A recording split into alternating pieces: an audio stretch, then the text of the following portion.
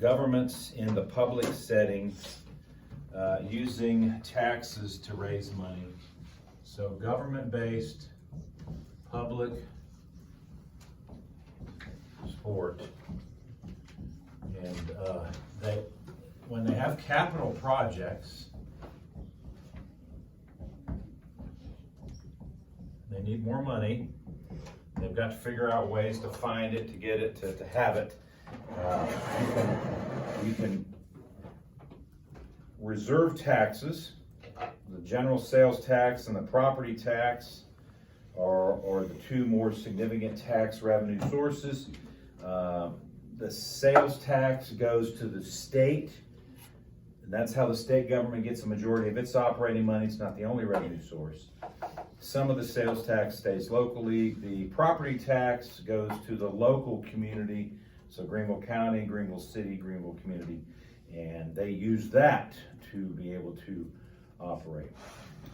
But many times when there's a new project and a community is not capable of floating for or applying for bonds, or if they need more money in order to operate, so let's say they want to hire some more staff at the rec center and the golf courses and the marina and the skate park, and it's not that they're building a capital project, but they just need more resources. The cost of doing all business across the world goes up. And so private sector businesses can just charge more. They pass the cost off to consumers, and then the consumers just pay the upgrades. That's inflation. But counties and communities and state and local and federal governments don't have an ability to do that as much. So one of the ways they can generate more resources is to increase their taxes on a regular basis, then puts more money into their operations, their ability to operate. So it's a lot harder to raise the property tax or the sales tax.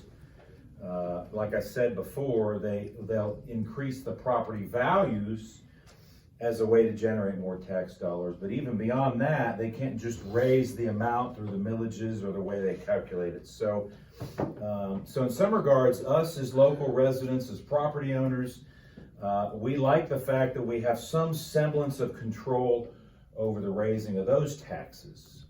The second thing is we have to vote. It's required to vote to raise property tax rates and or sales tax rates. So both of those taxes fall under the kind of the purview of the individuals. Secondarily, the sales tax is a user tax.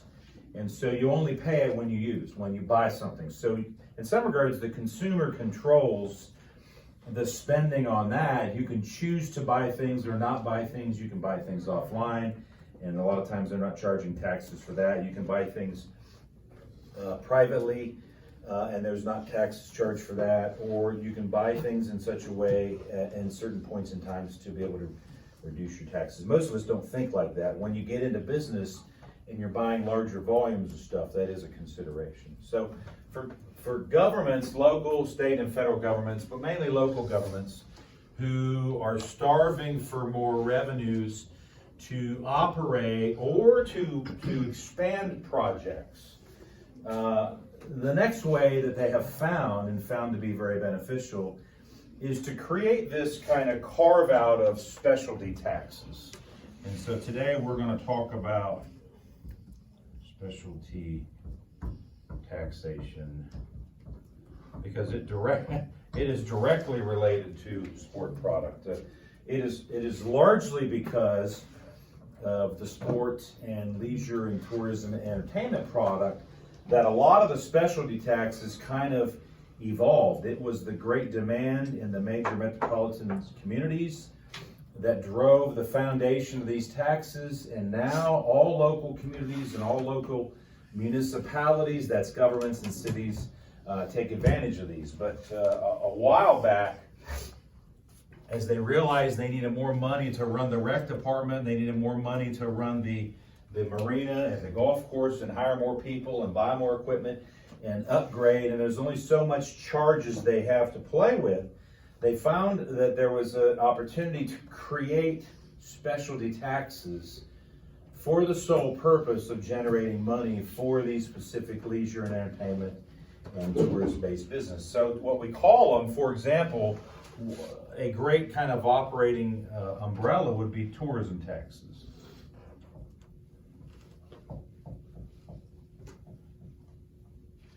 And within that is the hotel, motel, restaurant,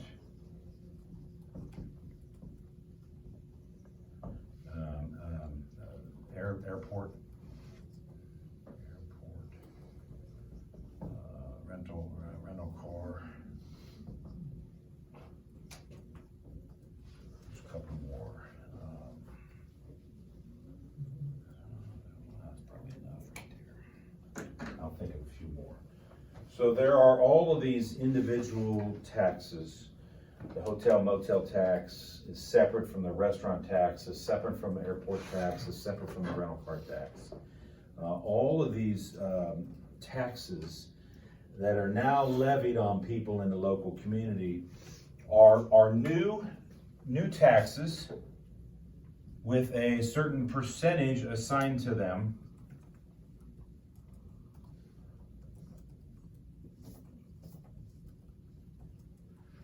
And some of them are going to be added on to when you rent a hotel or motel room, when you use a restaurant, when you go through the airport, when you use rental car. Rental car is the best example.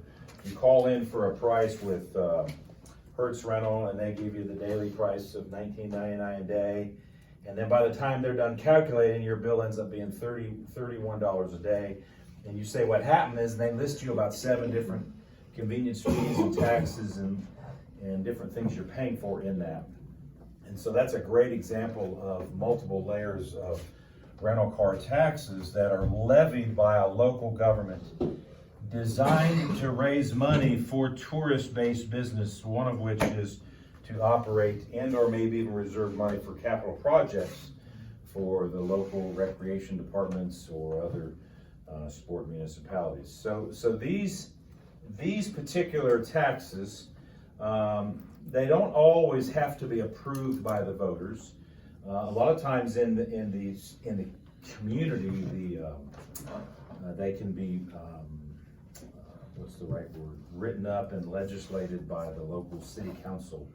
A more countywide has to seek approval within the county, but a lot of times they're passed by the local community organizers, and then they're levied on those businesses in that community. And so we have a restaurant tax here in town, and that restaurant tax is added on. So when you have a bill, you buy your food, that restaurant tax is actually woven into the taxes. So you're not just paying sales tax, you're also paying restaurant tax. And whatever small percentage, that might be 1/2 of 1% or 1/4 of 1%. But if you can imagine all the people that are paying restaurant bills constantly in the community, that money is then subrogated probably to tourism and some other things as an example. So restaurant tax and hotel and motel tax. Now all of these are what we would call a soft tax. They don't necessarily require voter approval. They don't necessarily allow us much influence. We can go to the public hearings and we can voice our opinion. The restaurant owners go constantly. The hotel motel folks go constantly, because that's often one that they'll chip it up a little higher, a little higher, a little higher. And so there's even the, if you've heard of the sin tax, that's tax on alcohol, tobacco, and other related sin-based products. So even those taxes, cigarettes and liquor, for example, are taxed much more heavily. And then that money is reserved for tourist-based business in the community, which then we can start to save it and put it toward new projects or to increase our operations within our community. One of the more fanciful and creative taxes that directly hits us in sport is what's known as the player tax. And I'll explain this one and then I'll wrap it up and we'll depart for the day. So the player tax, if you ever get a chance to read about it in any of your accounting books, or if you go deep into our sport finance book, there's probably a couple of sections on a player tax. And the player tax is based on duty days. What happens is a professional athlete that travels around the country and earns money across many different states. Certain states require the individual to pay income tax within a given state. And so, just to kind of boil it down for you, if you play for the Atlanta Falcons and you have a game in Cleveland, and your player check for the Cleveland game is, let's say, $30,000, you have to file a Ohio state income tax and pay tax in Ohio on the amount of money that you earned in playing that Cleveland. And then if you go to play against Cincinnati and you're in Cincinnati, so now that's 2 games in Ohio, that's 2 checks, that's 2 amounts of money that you have to file taxes on. And so then if you go to New England play, that's Massachusetts. And then if you go play a game in Seattle, Washington against the Seahawks, well, then you have to pay income tax in Seattle. And so what, not all the states, but what a lot of the states, particularly not all states have income tax, most states do. But what a lot of the states have done is developed a player tax where professional athletes who earn money based on the number of days they're in that state, what are called duty days. Professional golfers are traveling around, professional bowlers and tennis players. So anybody that earns income across state lines, even though they have a home base and they're paid out of Atlanta for the Falcons or out of Charlotte for the basketball team, when you're playing in different cities and you're earning money against those teams in different cities, what they have to do now, the professional athletes and the coaches and the trainers, anybody who works for those teams, is they have to hire accountants from every one of those states to file tax returns within every one of those states. So if you're a professional athlete like a Tiger Woods and you've earned golf money playing in 30 different states, your accounting firm will have to file state income taxes in 30 different states, which requires the athlete to have a much more broad-based accounting firm that they work with, or they might have to work with 6 or 8 or 10 different firms. Now, what the states do, hold your thoughts on the question, I'll come back to you. What the thought here is the states can generate more state income tax by taxing and it's not just players, it's also coaches and trainers, and it's a little bit broader group than just the athletes, but the athletes are the largest income earners. So the states can develop another revenue source. They feel like they're missing out in millions of dollars in tax revenue by that individual not paying taxes in the states. So most states, it's over between 30 and 40, have adopted a player tax, and the professional athletes from around the world that come and play in America have to now abide by that. Otherwise, they get in trouble with the states. Did you have a question for me, James? Does that still apply with like the NHL basketball and stuff, and they go to like Toronto and such? You go up to Canada. Okay, well so whatever the income tax is in another country, I don't know what the income tax requirements would be in a different province. So no matter what their home base is here in America, whether they're out of Atlanta or Charlotte or Cleveland, I mean, if they're playing within the states have significant tax law that applies to that. But if they go play in England and Europe, those countries will have international tax law. And again, those athletes and those individuals are going to have to, hire the proper people to investigate that so that they do proper filings. I would assume it gets more complex when you go overseas. I mean, I've earned money overseas, and I've never had to pay taxation for money I earned in India or Singapore or Taiwan. But because that was in the 90s and early 2000s. It may be different now for professional athletes. I'm sure because there's so much professional sport in Canada and we cross over so much, there's probably some reciprocity there. But I don't know for sure. That'd be something that's worth looking into, to be honest with you.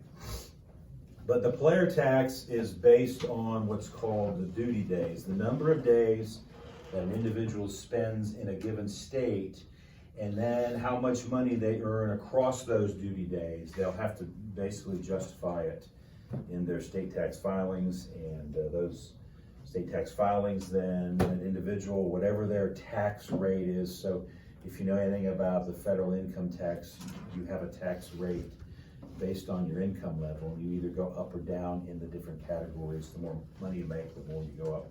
It's eventually capped when you get over several million. So I would assume some of these athletes, now the lower paid athletes obviously might fall into a lower tax bracket, but obviously when you get over several $1 million a year, you're capped. It's like 46 or 48%.